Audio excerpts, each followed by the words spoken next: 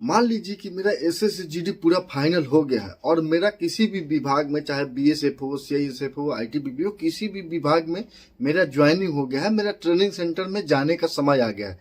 तो क्या ऐसा संभव है कि अगर हम एसएसबी में हैं और मेरा ट्रेनिंग किसी दूसरे विभाग जैसे BSF, CISF, ITBP, Delhi police में जा सकता है? तो इस तरह का संभव है, इसी टॉपिक पर आज बात करूंगा। नमस्कार दोस्तों, मैं रंजन कुमार आप लोग को इस वीडियो में एक बार फिर से स्वागत करता हूं। अगर आपने मेरे चैनल को सब्सक्राइब नहीं किया तो चैनल को सब्सक्राइब करें, साथ में बेल आइकन भी दबा दीजिए ताकि मैं वीडियो डालूं तो आपको नोटिफिकेशन मिलता रहे। मेरे चैनल पे एसएसजीडी रिगार्डिंग इसी तरह का इन्फॉर्मेटिव वीडियो आते रहता है। चलिए मैं वीडियो शुरू करता हूँ। सबसे पहले मैं यही बात कर लेता हूँ, देखिए ट्रेनिंग के लिए ऐसा कुछ नहीं है कि ट्रेनिंग अगर आप एसएसबी या बीएसएफ में ज्वाइन होते हैं तो एसएसबी या बीएसएफ में ही ट्रेनिंग करेंगे, इस तरह का कोई रूल नहीं है। एक बात और क्लियर कर दूं कि एसएसबी, बीएसएफ, सीआईएसएफ, आईटीबीपी और सीआरपीएफ ये जो है पारामिलिट्री पहले था, अभी सीएपीएफ है, ये सेंटर के अंतर्गत आता है। तो आपको अगर ट्रेनिंग सेंटर में भेजना हो तो जरूरी नहीं है कि आप अपने डिपार्टमेंट में ही जा सकते हैं। आपको हो सकता है अदर डिपार्टमेंट, जैसे आप बीएसएफ में ज्वाइन किए और आपको सीआरपीएफ के कैंप में या उसके ट्रेनिंग सेंटर में आपको ट्रेनिंग के लिए भेजा जा सकता है। ये संभव है, ये पहले होता था। अब रही बात, बहुत सारे दोस्त ये कमेंट करते हैं कि सर मेरा तो दोस्त है एसएसबी में है और एसएसबी में ही ट्रेनिंग किया है।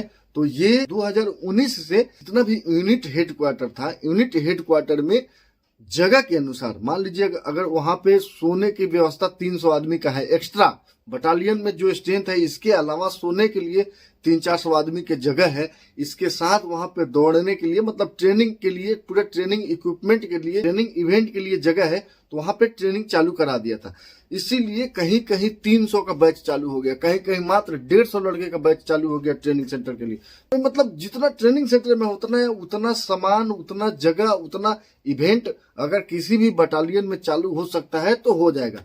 रही बात, अब मान लीजिए कि हमारा कैपेसिटी है 1000 का और भर्ती हो गया 5000। एक बात बोल रहा हूं, अगर एसएसबी पूरे 1000 ही कैपेसिटी है एसएसबी का, जितना भी कैंप है मिला के, और भर्ती हो गया 5000 की भाई एसएसबी को एक्सपेंड करो, तो जो 1000 तो चलो अपने एसएसबी में ट्रेनिंग हो जाएगा, लेकिन जो 4000 है वो कहाँ जाएगा? तो उसके लिए अदर डिपार्टमेंट में, जैसे मैं बात कर रहा हूँ 2010 में अपना एसएसबी का बंदा दिल्ली पुलिस के अंदर जाके ट्रेनिंग किया था। जैसे अब एक और बात बता दूं, ट्रेनिंग सेंटर जब हम लोग ट्रेनिंग कर रहे थे, हमारे ट्रेनिंग के बाद उस ट्रेनिंग सेंटर में, जिस ट्रेनिंग से हम निकल के आए हैं, वहां पे आरपीएफ का ट्रेनिंग चालू हुआ, वो भी 2500 लड़कों का ट्रेनिंग चालू हुआ। हम लोग थे 1200 आदमी और वहां पे कैपेसिटी ज्यादा था, इसीलिए वहां पे 2500 आरपीएफ रिक्रूटमेंट हुआ और उसका ट्रेनिंग हुआ। तो मैं इसी छोटा सा टॉपिक पर बात करने के लिए आया था कि ऐसा कुछ नहीं है कि हम एसएसबी में हैं तो मात्र एसएसबी के कैंप में ही ट्रेनिंग करेंगे। आपका ट्रेनिंग किसी भी विभाग में हो सकता है। हाँ, कोई दोस्त ये बोले हैं कि आर्मी का ट्रेनिंग यहाँ पे होगा कि नहीं, मैं इस बात को क्लियर कर दूं, आर्मी का ट्रेनिंग अपना एसएसबी, बीएसएफ, सीआईएसएफ में इसलिए नहीं होगा कि आर्मी का ट्रेनिंग जो होता है वो लड़ाई वाला होता है। हमारा है ना इंटरनल सुरक्षा और बॉर्डर सुरक्षा वाला होता है। सुरक्षा वाला ट्रेनिंग और लड़ाई वाला ट्रेनिंग में अंतर हो जाता है। लड़ाई का इक्विपमेंट एसएसबी के पास उतना नहीं है जितना आर्मी वालों को ट्रेनिंग दिया जाता है। इसीलिए आर्मी वालों का ट्रेनिंग एसएसबी या बीएसएफ या सीआईएसएफ या आरपीएफ या दिल्ली पुलिस के अंतर्गत नहीं आता है। किसी भी आर्मी या नेवी या एयरफोर्स का ट्रेनिंग कभी भी होगा तो उन्हीं के बेस कैंप में होगा। मतलब आर्मी का ट्रेनिंग आर्मी में हो सकता है, एयरफोर्स में भी हो सकता है।